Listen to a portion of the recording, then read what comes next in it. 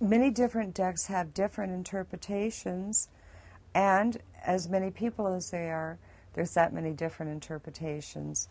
I will say that once you develop more psychic intuition, your interpretation will change of each and every card that you see.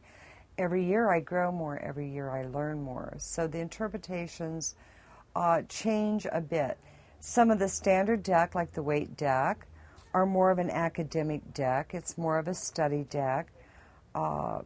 It has so many different images in it, and it has a classic Judaic, European, Christian type of symbology, and almost all of us Western-minded people are very familiar with those symbols, so it's very easy for us to deal with that type of symbology.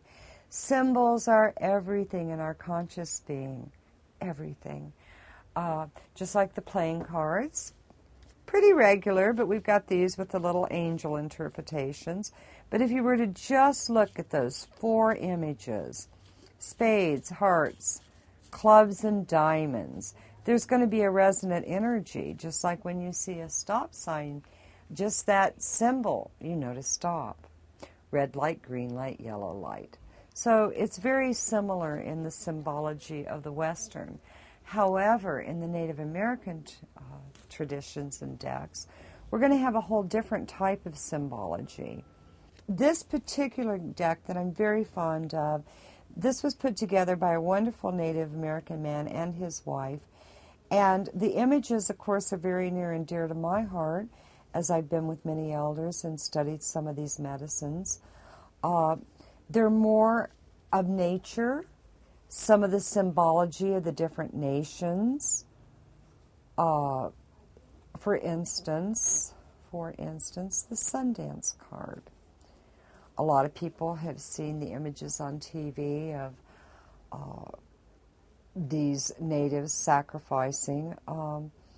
That's only a little bit of the picture. The Sundance card does mean to sacrifice, because in almost all of Native tradition, the sacrifice is the power. So culturally, because I'm more connected to these cards, these images have symbology that have a lot of understanding for me. Some people who are not Native may understand it as well.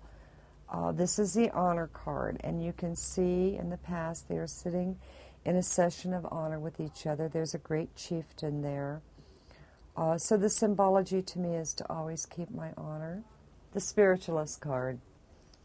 This is the older woman who has visions of the spirits. She also has the clothing of one of the ladies from probably in the West. This beautiful deck has images from all 4 parts of the country, so it's very, very wonderful. You can actually learn a lot just from this deck about some of the images.